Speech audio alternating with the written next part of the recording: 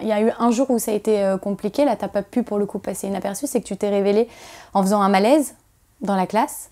Oui. Après ça aussi, moi je le savais pas, tu vois, et pourtant on a travaillé ensemble pendant, je l'ai dit tout à l'heure, hein, de longs mois. Ça aurait pu arriver en plateau, parce qu'aujourd'hui par exemple, je sais pas si tu peux être toujours soumis à ces crises, mais tout petit, tu as fait un malaise, est-ce que tu peux nous raconter ce qui s'est passé exactement? Est-ce que tu as découvert par la suite et avec lequel tu vis toujours aujourd'hui?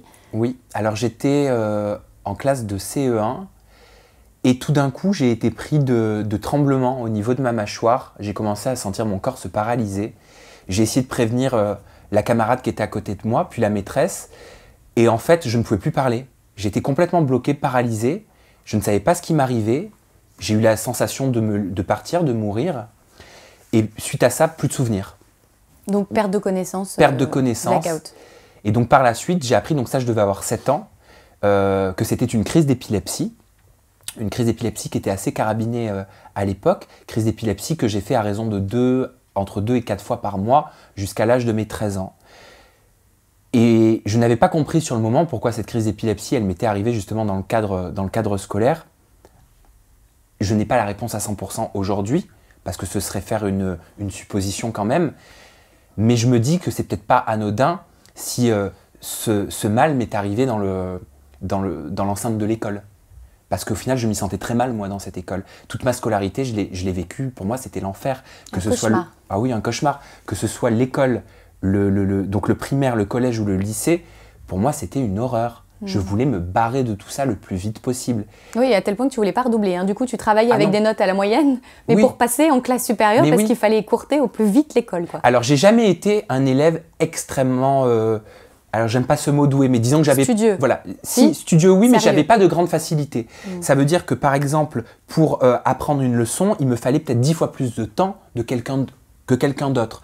J'ai appris par la suite que les crises d'épilepsie jouaient énormément, le traitement sur aussi... la concentration. Voilà, qui est très lourd, joue énormément sur la concentration. Parce qu'en fait, l'épilepsie, c'est quoi? Ce sont les neurones qui s'entrechoquent. Donc forcément, ça joue sur la concentration.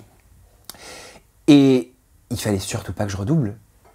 Donc je passais à la classe supérieure, mais j'avais pile poil la moyenne. Il fallait que je travaille comme un acharné pour pouvoir avoir mon 10 et passer à l'étape supérieure. Mais si je redoublais, ça refaisait un an. Hein. Ben voilà, c'était un an de plus dans cet enfer. Mais tu avais quand même des copains, parce qu'on parle des choses compliquées, mais tu avais quand même des amis, tu avais des potes, non, à l'école? J'avais des copines, plus, Ouais. parce que je me retrouvais plus dans cet univers-là, et j'avais les mêmes amis.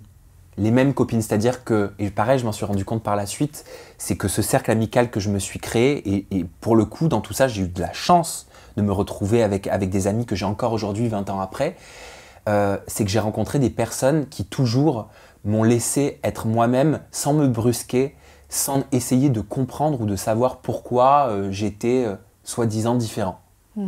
Vraiment, ça a été important d'en parler, d'en dialoguer. Et elles suivent encore aujourd'hui toute ton évolution, elles ont du recul pour savoir tout ce par quoi tu es passé? Je pense qu'elles le savent, mais qu'elles vont apprendre plein de choses aussi. Ah oui, donc là, dans ce livre-là, même tes plus proches amies qui te connaissent depuis 20 ans, elles sont pas au courant de tout. Bah, tu sais, je me suis jamais véritablement posé en face de ma meilleure amie comme avec toi pour lui dire, bon ben voilà à l'école ce qui s'est passé, voilà ce qui m'est arrivé en telle classe, voilà la rétrospective que j'ai eue des années après. Mais t'as pas eu peur de craquer? Parce que c'est lourd quand même tout ça. Les copains à l'école qui sont pas sympas, enfin, on peut même pas appeler ça des copains, enfin les camarades de classe qui sont pas sympas, qui sont violents, tu parlais de violence physique, donc il y a de la violence aussi morale, il y a se sentir différent, enfin tout ça c'est des choses qui sont quand même lourdes et jeunes. Tu t'es jamais dit qu'à un moment donné tu serais rattrapé par ça et que ça peut être compliqué à gérer?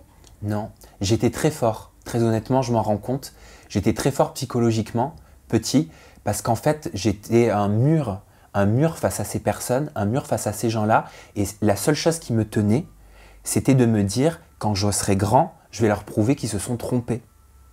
Je vais leur prouver qu'ils ont tort. De se moquer de moi. De se moquer de moi, de me montrer que je ne suis pas comme eux, de me montrer que je n'aurai pas les mêmes chances qu'eux. Parce que c'était ce que je ressentais. Et ça me tenait. Si tu veux, j'avais pas d'autre choix que de réussir dans un domaine. Je ne savais pas lequel. Je ne savais pas du tout lequel, mais fallait que je réussisse dans un domaine. En fait, c'est comme une revanche, en fait. Tu t'es construit beaucoup sur la revanche, toi.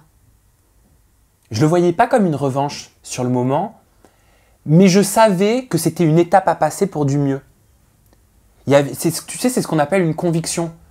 Quand tu es persuadé, tu es convaincu que, ok, tu vis tout ça, mais c'est parce qu'un jour, tu vas pouvoir te libérer de tout ça. Et en fait, ça veut dire qu'il y a une grande partie, enfin sans faire de la psychologie, hein, mais il y a une grande partie où quand même, t'as pas tellement existé finalement, dans l'instant présent. C'était aujourd'hui je me tais, je me fais discret, et puis plus tard j'existerai et je leur montrerai. Mais ce qui est extrêmement compliqué à vivre sur le moment.